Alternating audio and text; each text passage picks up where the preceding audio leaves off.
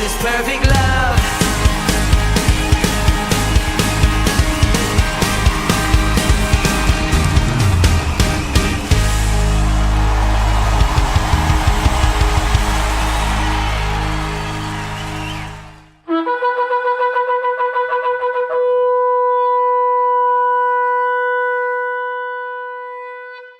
Shalom Bapak Ibu Saudaraku yang terkasih di dalam Tuhan.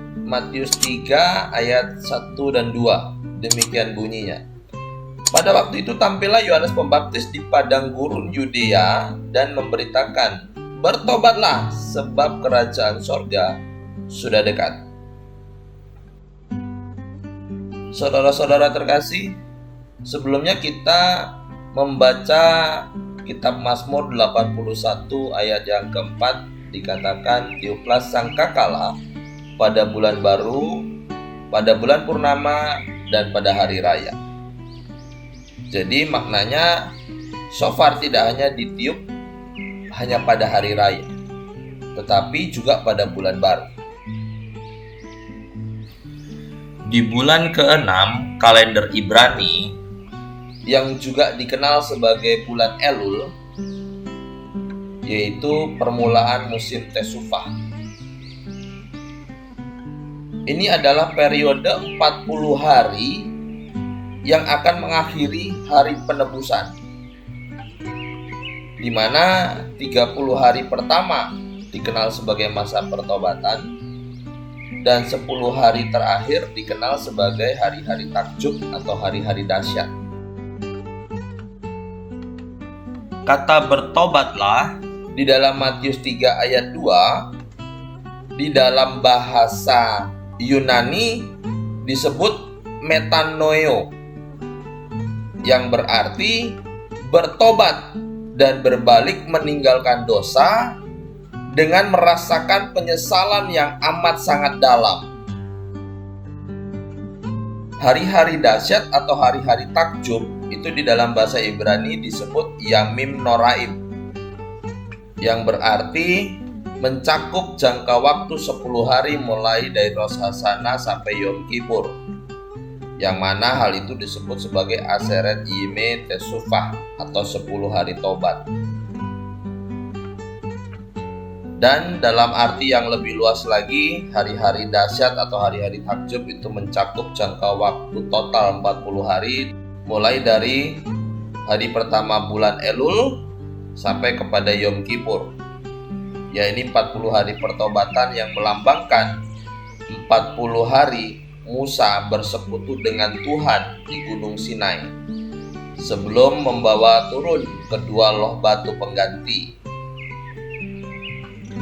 Dan demikian pula menggenapi yang Tuhan perintahkan kepada Musa di dalam Imamat 23 ayat 23. Di dalam bulan Elul, bulan menjelang Rosh Hashanah, itu ditetapkan sebagai bulan untuk mawas diri dan bertobat dalam rangka menyambut tahun baru.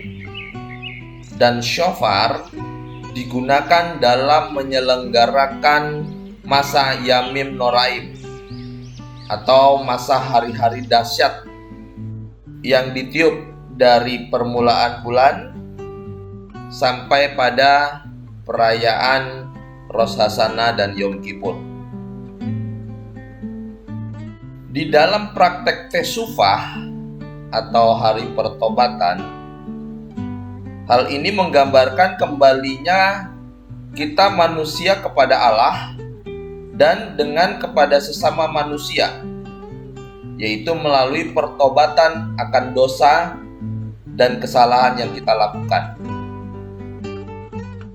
Di dalam proses Tesufah atau 10 hari pertobatan, yaitu sesaat sebelum Yom Kippur atau hari penebusan, terkadang kita salah arti dalam pelaksanaannya.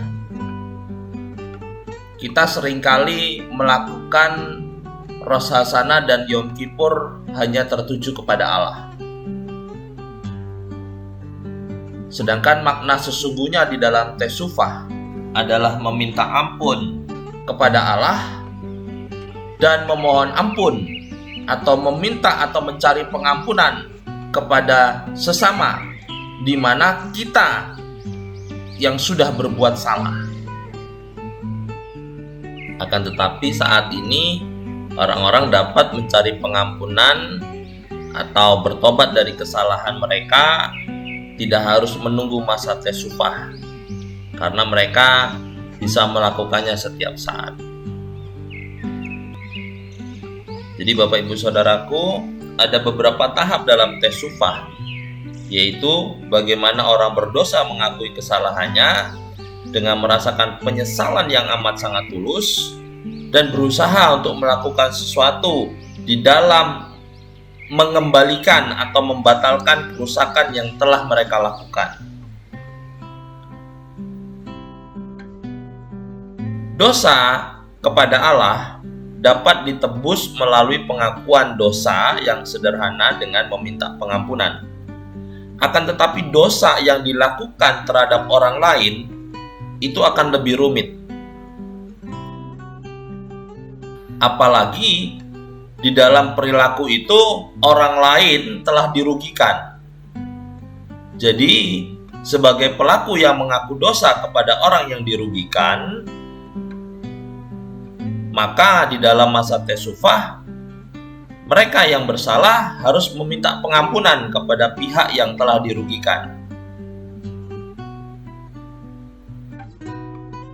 Maka dari itu, tesufah menuntut orang berdosa untuk meminta maaf atau meminta pengampunan kepada orang yang telah mereka singgung. Baru setelah itu kita akan layak untuk masuk masa pendamaian atau masa penebusan. So, saudara-saudaraku yang terkasih, di bulan Elul sangkakala ditiup setiap hari sebagai peringatan untuk kembali kepada Tuhan di dalam pertobatan. Umat Tuhan saat mendengar sangkakala diingatkan untuk mempersiapkan hati dan mempersiapkan diri mereka supaya hidup benar di hadapan Allah. Dan pesan pertobatan yang tetap dan perlu kita proklamirkan sampai hari ini sama seperti seruan dari Yohanes Pembaptis, yaitu untuk mempersiapkan kedatangan Tuhan yang kedua kalinya.